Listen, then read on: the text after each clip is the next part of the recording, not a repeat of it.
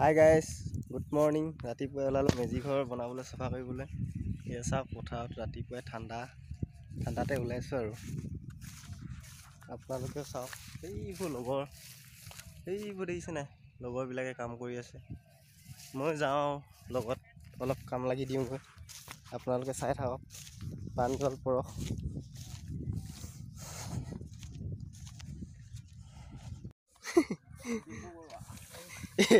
এয়া আমাৰ মেজি ঘৰ কাম চলি আছে বৰ্তমান। এই ধুন্দা কিবা এটা কৈ দিয়ক। কিবা এটা কৈ দিয়ক। ভাত গাজৰ মানে কেনেকুৱা হ'ব? আহক বছৰ বিহুটো ভালদৰে উদযাপন কৰোঁ, একেলগে মিলি পাতো। আহক বাবলু কিবা এটা কৈ দিয়ক। তই ইনে পালমৰ ধান্দা কৰি আছ। ভালে মাৰি আছো আৰু দেই। ভালে মাৰি আছ ন? কি কৰিব কুকুৰনে মাৰি আছো ওপৰে ওপৰে। মাঘৰ বিহুতলি চাফা কৰিবলৈ আৰু ইন্দম সোণোৱাল উপস্থিত। প্ৰাঞ্জল চুতীয়া, এইয়া ভাস্কৰ সোণোৱাল, এই দুলাল বৰুৱা বহি আছে এতিয়া বৰ্তমান চুস্তি কামচুৰ। এইটো দীপ বৰা হাঁহি এটা মাৰিছে মিচিকনি। পিন্তু সোণোৱাল মোবাইলটো বন্ধ কৰা এতিয়া। এইয়া লিষ্টখন বনাই হ'ল, লিষ্টখন আমাক এতিয়া দীপ বৰাই শুনাব। কেনেকুৱা লাগিছে ক'ব।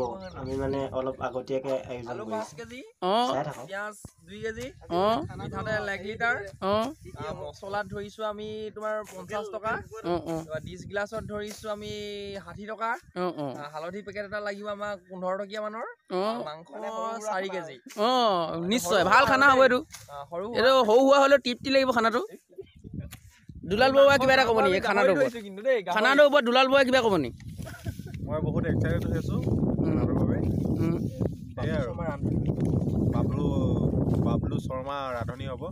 নিশ্চয় আমাৰ ভাতগাজৰ শৰ্মা বুলি ক'লে বিখ্যাত তেওঁ হ'ব। এয়া আমাৰ কাম পুৰা চলি আছে বৰ্তমান। দুপৰীয়ালৈ খানা হ'ব। এয়া চাই লওক, কাম কৰি আছে চবেই সকলো। আজিলৈ ইমানেই আৰু, আকৌ কাইলৈহে লগ পাম আৰু। ধন্যবাদ।